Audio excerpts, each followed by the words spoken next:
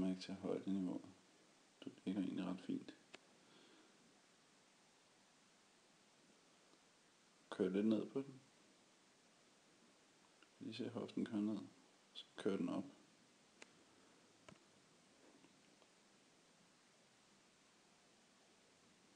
Det er lidt højt stadigvæk, men prøv at se din hofte, hvad den gør nu.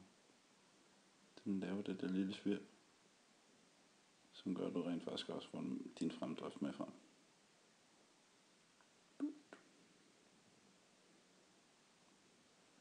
Rigtig fint. Så tror jeg sgu da også bare gris for alle pengene. Der. Sparegris.